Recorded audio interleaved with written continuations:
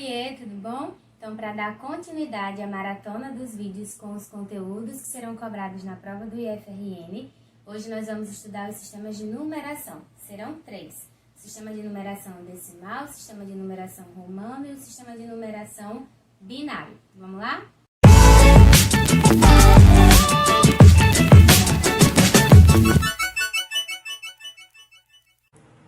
Bom, vamos lá. Sistemas numéricos. Nessa aula nós vamos ver 3 tipos de sistemas numéricos, porque são os tipos comumente cobrados na prova do IF, tá bom? Então, o primeiro que a gente vai estudar é o sistema de numeração decimal. Ele é o mais comum no nosso dia a dia, porque é o sistema que nós utilizamos. Ele é assim chamado porque nós contamos de 10 em 10. Alguns pesquisadores dizem que é por causa da quantidade de dedos que temos nas mãos, então facilita a contagem, de 10 em 10. Então, 10, 20, 30, 40, 50, 60, por aí vai, faz parte da contagem de numeração decimal. Quais os pontos mais importantes que temos que levar em consideração nesse sistema? São os chamados ordens e classes.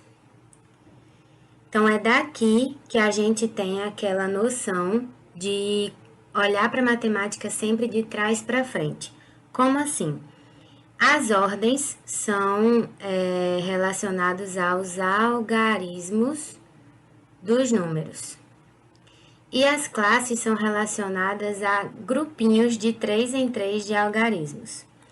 Então, a tabelinha de ordens e classes, ela tem aquela organização que a gente é acostumado a ver desde pequenininho, que são as unidades, dezenas, centenas, unidades de milhar, dezenas de milhar, centena de milhar, unidade de milhão e por aí vai.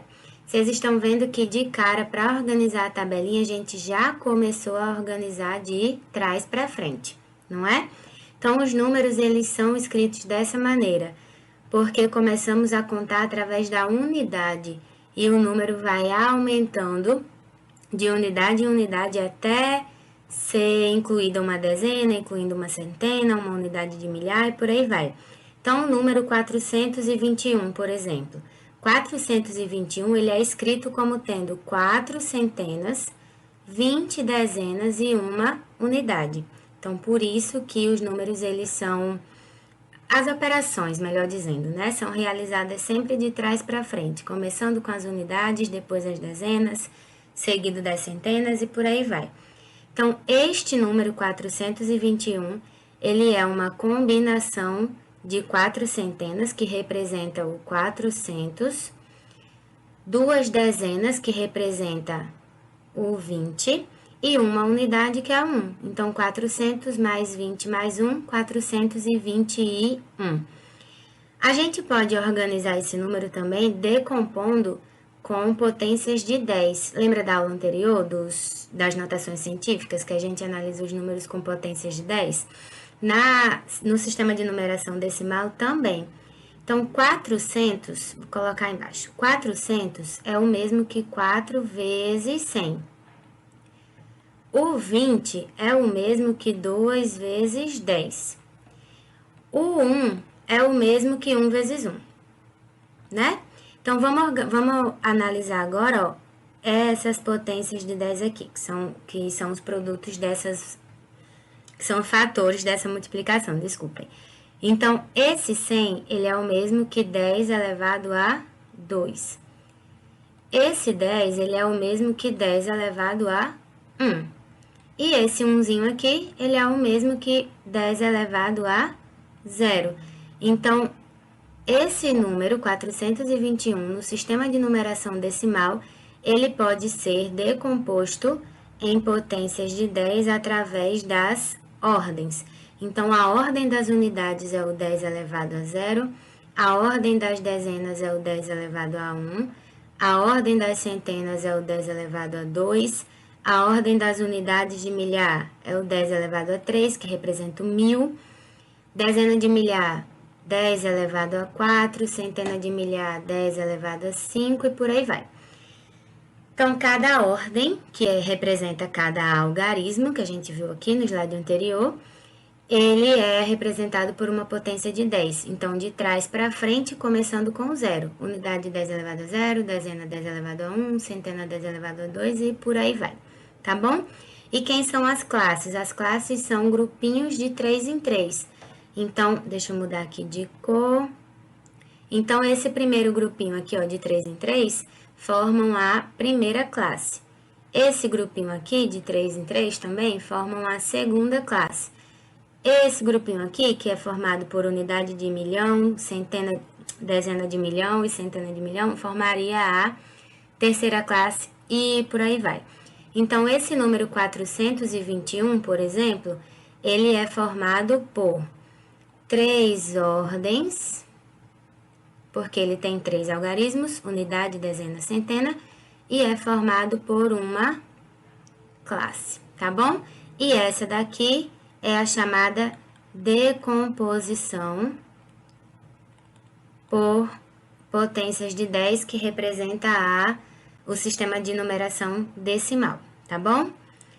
O próximo sistema que nós vamos ver é o sistema de numeração romano, que também a gente está acostumado com ele, que vê desde pequenininho, né, na escola. Então, essa aqui é uma tabelinha que representa os principais números, os principais símbolos, na verdade, dos números romanos e a sua comparação com o número, com o sistema de numeração decimal.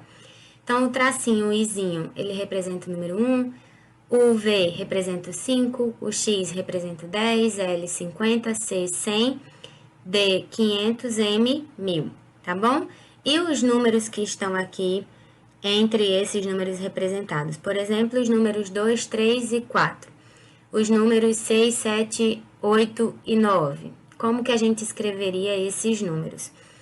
Então, para começar, a primeira regra do sistema de numeração romano é que cada símbolo ele só pode ser repetido 3 vezes, nada além disso. Cada número só pode ser repetido 3, cada símbolo só pode ser repetido 3 vezes.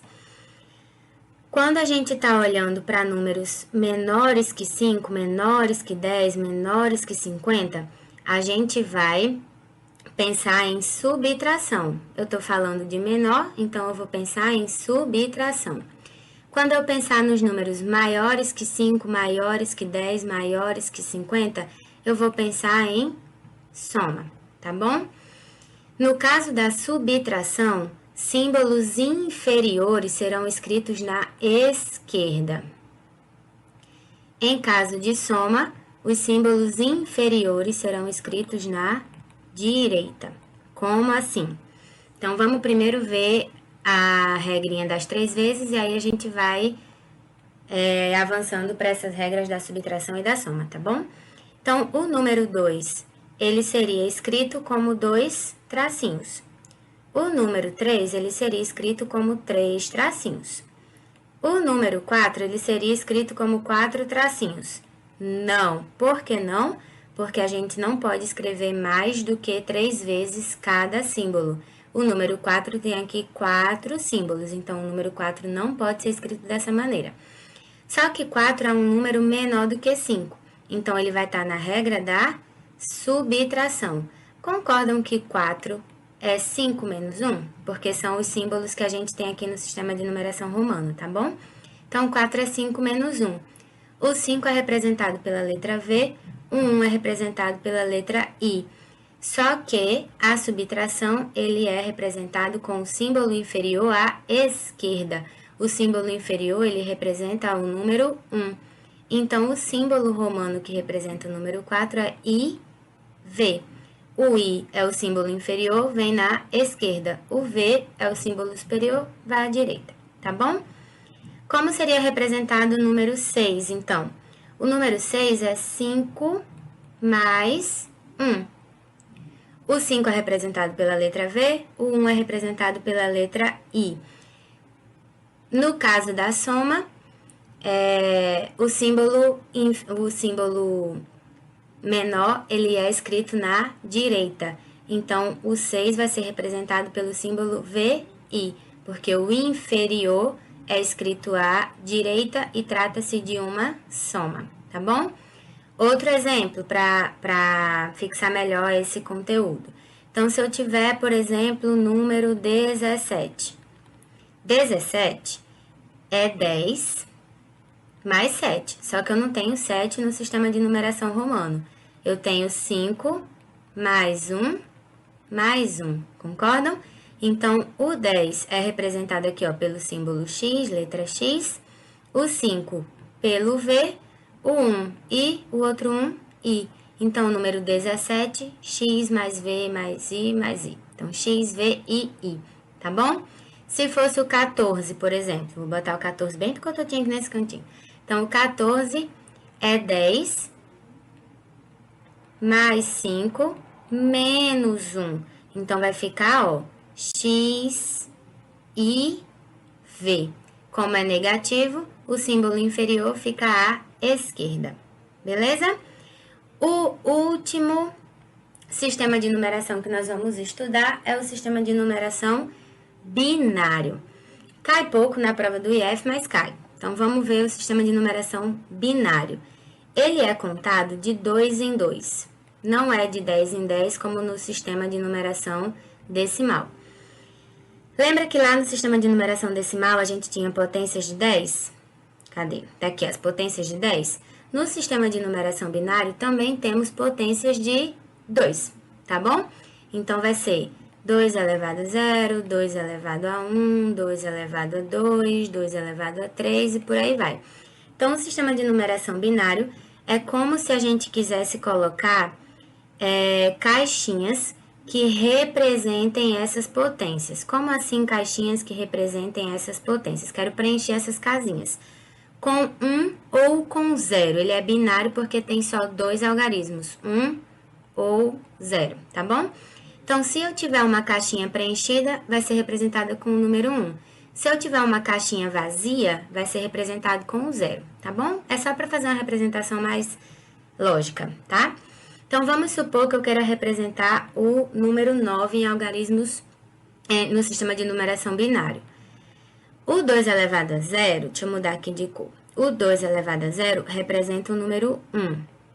O 2 elevado a 1 representa o número 2. O 2 elevado a 2 é 4, 2 elevado a 3 é 8 e por aí vai. Então, dentre esses números das potências de 2, quais somas resultam em 9? 8 mais 1. Então, o que isso significa? Que a caixinha do 8 está preenchida.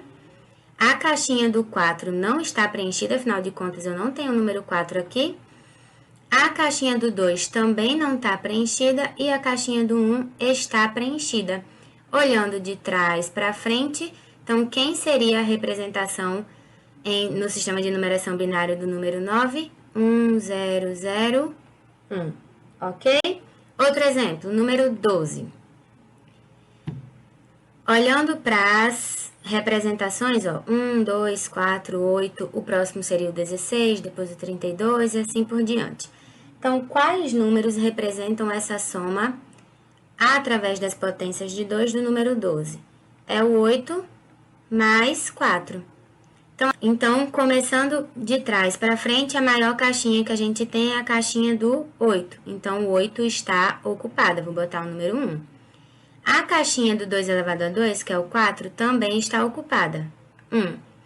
A caixinha do 2 elevado a 1 não está ocupada, não tem o 2 aqui nessa soma, então, 0. A caixinha do 2 elevado a 0 também não está ocupada porque eu não tenho o número 1 aqui nessa soma, então, 0.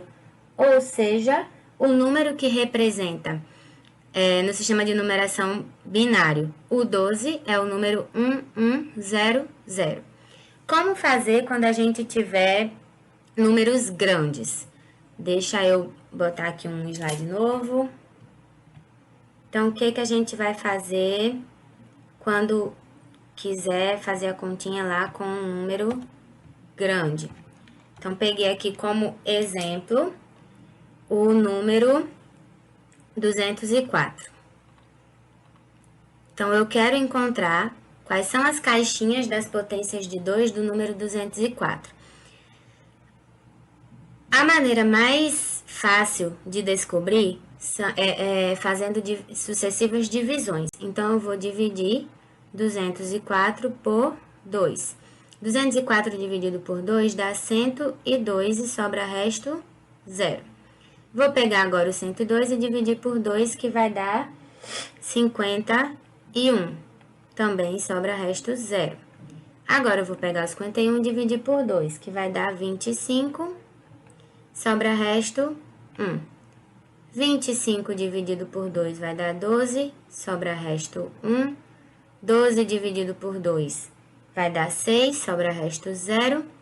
6 dividido por 2 vai dar 3. Sobra resto 0. 3 dividido por 2 vai dar 1, que sobra resto 1. E aqui 1 não dá mais para dividir por 2. Olhando de trás para frente, quem são os restos? 1, 1, 0, 0, 1, 1, 0, 0.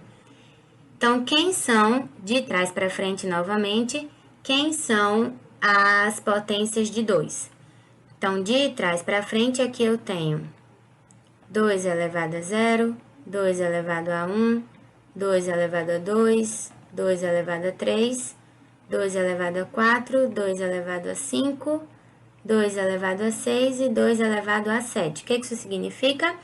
Que a caixinha do 2 elevado a 7 está preenchida, do 2 elevado a 6 está preenchida, 2 elevado a 5 não está, 2 elevado a 4 não está e por aí vai. Tá bom? Então, 1, 1, 0, 0, 1, 1, 0, 0 é a representação binária do número 204. Se eu quiser fazer a operação inversa, é só eu resolver as potências que as caixinhas estão preenchidas e somar os resultados. Então, olha só como vai ficar. A caixinha do 2 elevado a 7 está preenchida e 2 elevado a 7 é igual a 128. 2 elevado a 6 está preenchida e é igual a 64. A caixinha do 2 elevado a 3 está preenchida, que é igual a 8. A caixinha do 2 elevado a 2 está preenchida, é igual a 4. E essa soma resulta em 204, como esperávamos no início da questão, que foi o número dado, né? Então, 204 é o número escrito no sistema de numeração decimal. 11001100 é o 204 escrito no sistema de numeração binário. E aí, gostaram do vídeo? Não esqueçam de curtir, compartilhar com seus colegas, se inscrever no canal e caso tenha ainda ficado alguma dúvida, coloca aqui nos comentários que eu vou correndo ajudar vocês, tá bom? Um beijão e até o próximo!